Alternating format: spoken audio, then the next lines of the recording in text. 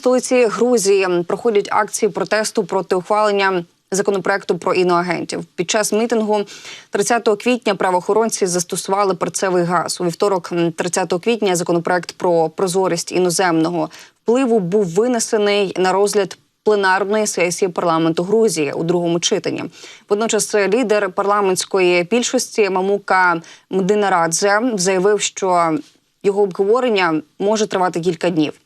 Про мітинг біля парламенту активісти, опозиція, представники неурядового сектору, молодіжні організації, рухи перекрили проспект Руставелі в Тбілісі, закликаючи владну партію негайно відкликати законопроект. Про це повідомляє низка грузинських ЗМІ, передає 24 канал. Студенти державних університетів раніше зібралися біля чорного входу до парламенту і закликали інших учасників оточити будівлю.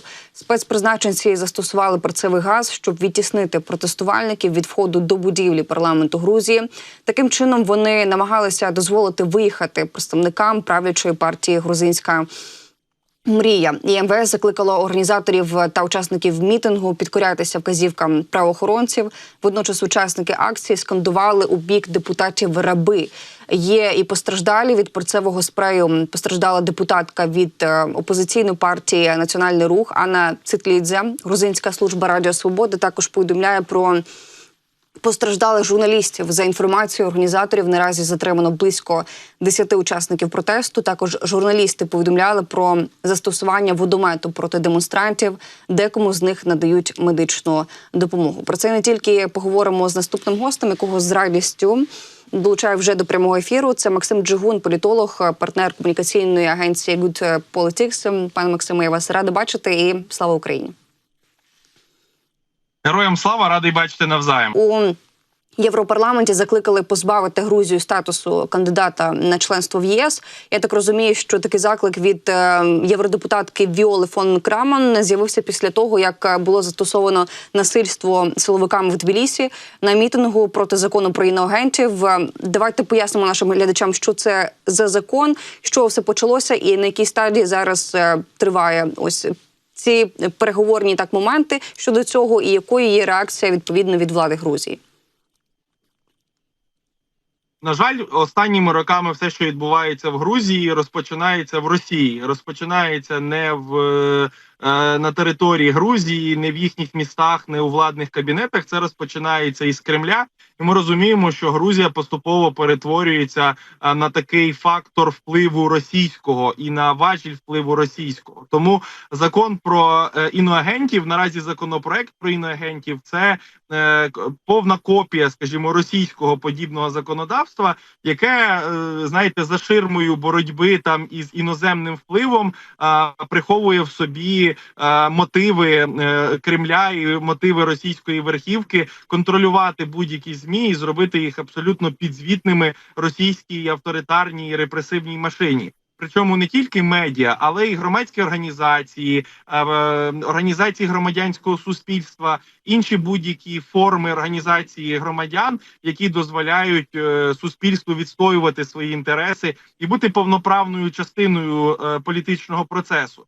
І ось тепер за задумом нібито грузинських депутатів, але насправді кураторів із Москви, хочуть створити умови, за яких будь-які медіа, будь-які представники громадського сектору, які отримують фінансування в розмірі 20% чи більше з іноземних держав, мають фінансову звітність робити, мають робити різні звітування з приводу їхньої діяльності, і у влади з'являється чимало додаткових інструментів, завдяки яким можна обмежити діяльність цих медіа.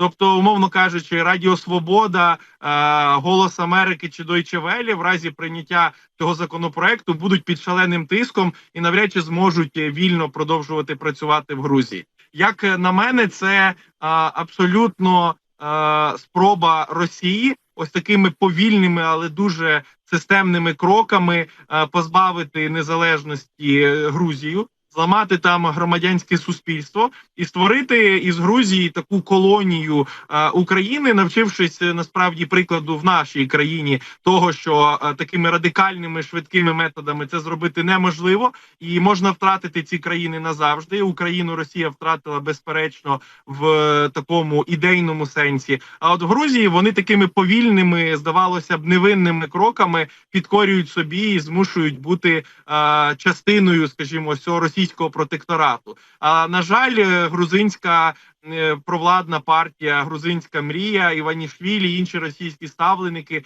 лише сприяють цьому, і незважаючи на справді серйозний тиск з боку грузинського суспільства, проштовхують цей законопроект вже не перший раз. Ми пам'ятаємо, що минулого року були шалені протести, після чого влада відступила, але сьогодні вони посилюють свою репресивну ось цю машину і все ж таки хочуть дотиснути цей законопроект, але аби приборкати під себе медійний вплив. А якщо ми знаємо, що медійного впливу громадянського суспільства немає, страждають і інші сектори, і послаблюється можливість взагалі якоїсь активної участі грузинських, проєвропейських, ціннісних людей у тому, аби впливати на політичний процес своєї країни.